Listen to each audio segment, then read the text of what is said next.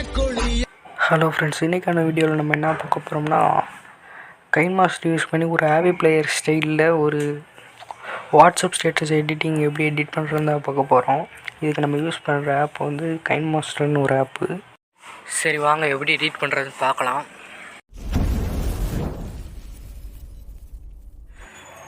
Plus icon ஒன்று இருக்கும், அதை கிளிக் பண்ணிட்டு 1:1 ஆஸ்பெக்ட் ரேஷியோ வச்சுக்கோங்க.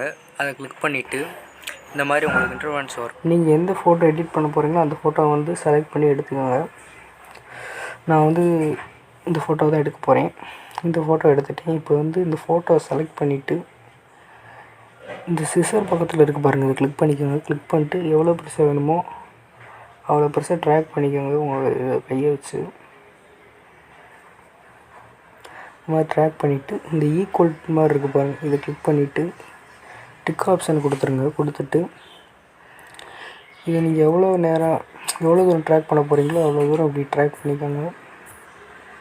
நான் ஒரு 22 செகண்ட் வச்சுக்கிறேன். வச்சுட்டு இப்போ இதுக்கு வந்து ஒரு ஆடியோ ஆட் பண்ணிக்கோங்க. ஆடியோன்னு செலக்ட் பண்ணிட்டு சாங்ஸில் போய்ட்டு நீங்கள் என்ன சாங் வந்து ஆட் பண்ண போகிறீங்களோ அந்த சாங்கை வந்து நீங்கள் எடுத்துக்கோங்க.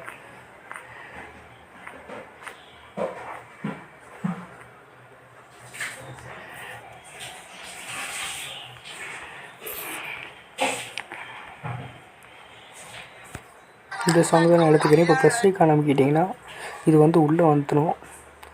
இப்போ இது உள்ளே வந்துருச்சு. இதையும் கரெக்டாக அந்த ஃபோட்டோ அளவுக்கு ட்ராக் பண்ணிக்கோங்க, ட்ரிம் பண்ணிக்கோங்க. இப்போ இதையும் கட் பண்ணியாச்சு.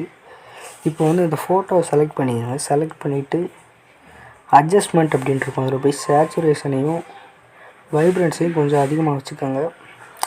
நான் சேச்சுரேஷன் வந்து 24 வச்சுருக்கேன், வைப்ரன்ஸ் வந்து 32 வச்சுருக்கேன்.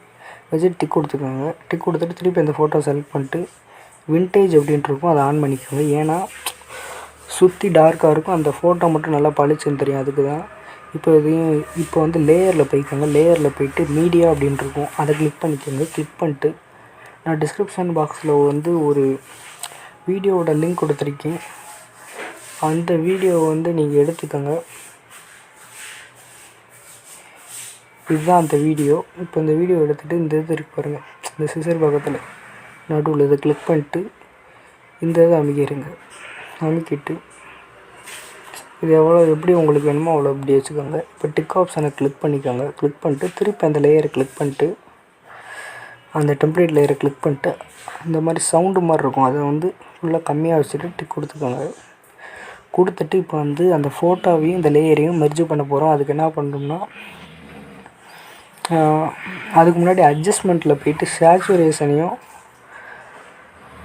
கான்ட்ராஸ்ட்டையும் கூட்டி வச்சுக்கோங்க. கூட்டி வச்சுட்டு வெளியே வந்துட்டு இப்போ இந்த பிளெண்டிங் அப்படின்றத கிளிக் பண்ணிவிட்டு ஸ்க்ரீன் அப்படின்ட்டு இருக்கும், அதை கிளிக் பண்ணிட்டு மெர்ஜ் ஆயிரும். இப்போ டிக் கொடுத்துக்கோங்க. இப்போ நீங்கள் கான்ட்ராஸ்ட் எவ்வளோ கூட்டணுமோ அவ்வளோ கூட்டி வச்சுக்கோங்க.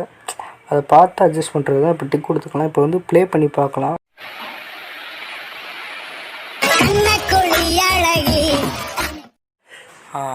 காப்பிரைட் கிளைம் வந்துடும், அதனால தான் நான் வந்து சாங்கை வந்து கட் பண்ணிட்டேன். நீங்கள் வந்து எடிட்டிங் கற்றுக்கணுன்னா நம்ம சேனலை சப்ஸ்கிரைப் பண்ணுங்கள். அப்போ தான் நான் போகிற எல்லா எடிட்டிங் வீடியோவும் நீங்கள் பார்த்து கற்றுக்கலாம். சரி வாங்க வீடியோ கண்டினியூ பண்ணலாம். இப்போ வந்து இதை எப்படி சேவ் பண்ணுறதுன்னு பார்க்கலாம். இதுக்கு வந்து இந்த ஆரோ மாதிரி இருக்குது பாருங்கள், அதை கிளிக் பண்ணிவிட்டு எவ்வளோ ஹெச்டியில் வேணுமோ ஃபுல் ஹெச்டியில் வேணுமோ அதை பார்த்துக்கோங்க. பார்த்துட்டு ஃப்ரேம் ரேட்டையும் உங்களுக்கு தேவை மாதிரி அட்ஜஸ்ட் பண்ணிக்கோங்க. அட்ஜஸ்ட் பண்ணிட்டு சேவ்ன்றதை கிளிக் பண்ணிட்டு சேவ் ஆயிரும்.